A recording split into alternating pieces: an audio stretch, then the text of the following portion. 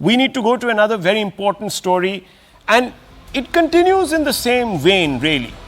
Unidentified miscreants vandalized the idol of Goddess Durga installed at the Nampally exhibition grounds in Hyderabad, Telangana. The idol was part of the annual Devi Navratri celebrations organized every year by the Exhibition Society and its staff. Reports suggest that the vandals broke off the idol's arm. You can see those pictures. The miscreants also scattered puja materials and removed the barricades surrounding the idol. The vandalism occurred after the police left the exhibition grounds, who were stationed there until the conclusion of a dandiya program.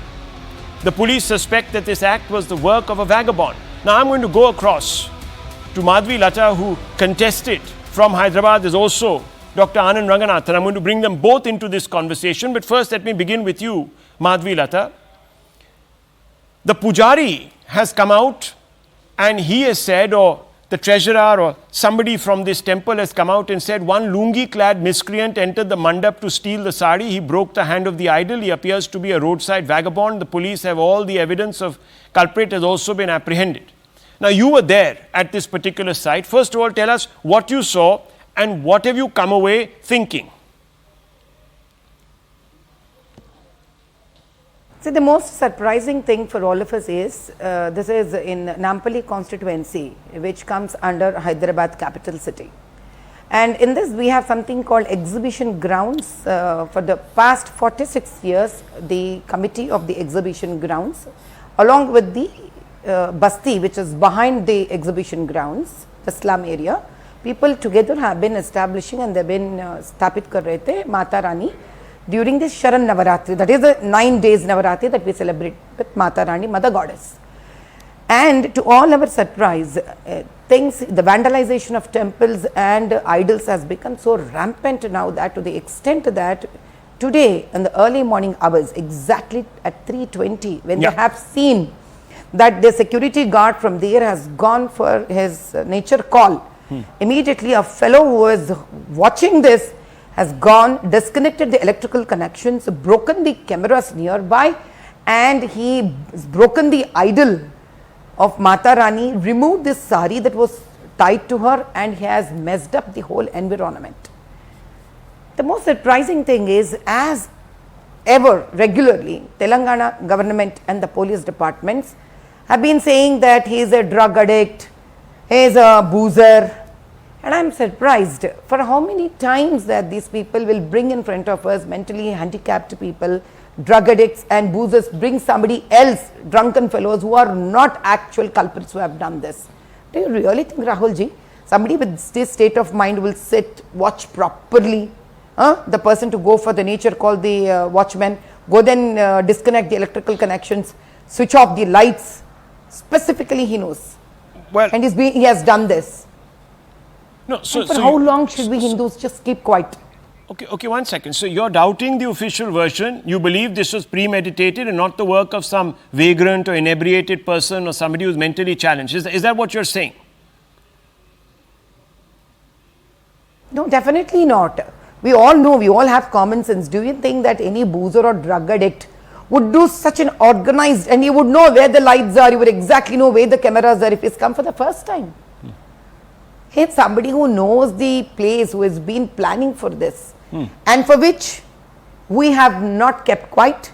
We have approached the committee of the exhibition grounds, and we have demanded that we need a temporary structure kind of a thing around the Mother Goddess, and it should be under lock and key properly, given to the person who has been taking care of 46 years the Mata Rani Puja.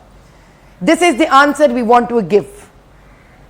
ईट का जवाब पत्थर से देना चाह रहे, और पत्थर का मतलब हमको है कि we would want Mata Rani's place to be kept secured, safe, and with all its purity, so that these kind of a thing people would not dare not to do again. Okay, so you're not advocating violence when you say ईंट का जवाब पत्थर. You say that you want a sort of enclosure built around the Mata Rani, because violence, of course, surely begets violence, and there must never be a tit-for-tat response under any circumstances. Now, Dr. Ranganathan, you see, this all prompts the question, and many times we have seen pandals or puja processions being targeted.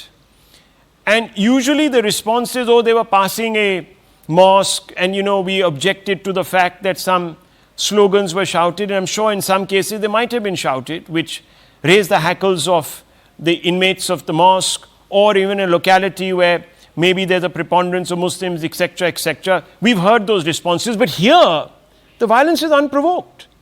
So, I mean, what is this? What do we take of it?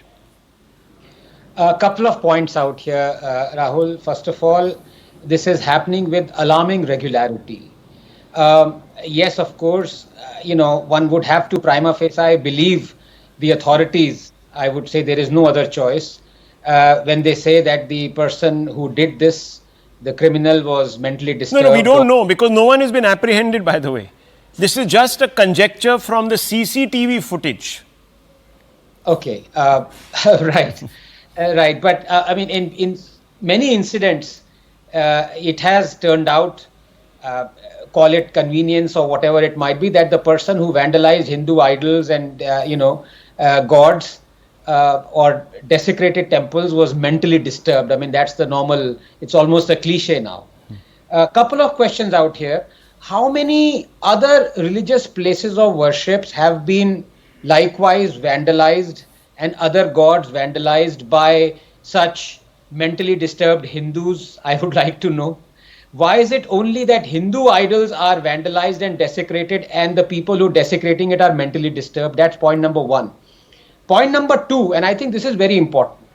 One must go to the bottom of this, because as I said, and I used the phrase alarming regularity, you yourself alluded to the fact that during the procession, the religious procession, especially festivals, you had Ram Navami procession, you had Ganesh Chaturthi, scores of cities, you have stone pelting, you have worse, you have communal riots happening on the places at the routes where the procession is taking place. And the pretext, as you rightly said, always is, oh, why is it passing through a mosque? In fact, the sitting chief minister said, why is it passing through a Muslim area? As if there are areas where Hindus can no longer go. The question I want to ask is, it is not about Muslim mosque or Muslim areas or mosques. There are ample instances where Muslim processions, including Tazia, have provocatively stopped in front of Hindu temples, brandished swords. There was one almost, the last, Muharram procession, and being provocative. The question is, when you are absolutely silent about one aspect and selectively highlight something else, you have a propaganda and an agenda to run, and that must be exposed, Rahul. Well, let me go back to, it's a fair point, some would say. Let me bring in Ms. Madhvi Lata. I mean, obviously violence is not the answer to violence, and of course there should be no tit-for-tat response under any circumstances. That's dangerous and undesirable, Ms. Lata. But I want to ask you, why would a pandal that has been installed there for decades suddenly be targeted? I can't seem to understand this. No, this is not after all these years. If people know the history of the old city, so-called the Hyderabad constituency, every day such things are happening there. Now people have, there was once upon a time Badam Bal Reddy ji, Ale Narendra ji, who all fought for this cause. And the purpose of this is only to constantly put Hindus demotivated and disheartened.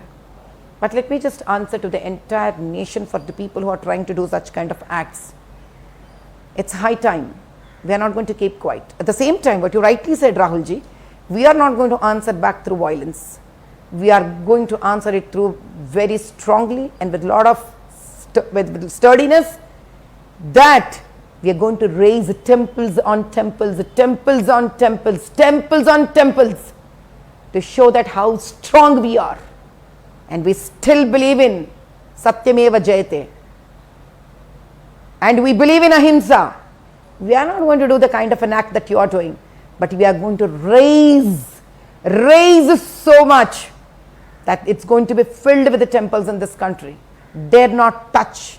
Dare not touch you want to assert your rights to practice your faith in the face of what you believe is intimidation. That, of course, is the BJP's point on this, viewers. Yes, Dr. Ranganathan. Yes, before I move on. Yeah. I wholeheartedly echo Madhviji's, saying that we are going to raise more and more temples. As long as they're not under state control. I know that was the point that you made, but I was about to make. Does she then support the abrogation of Places of Worship Act? Well, look, okay, so, that's a whole different now. Okay, that's a whole different story. So let's not go down that route.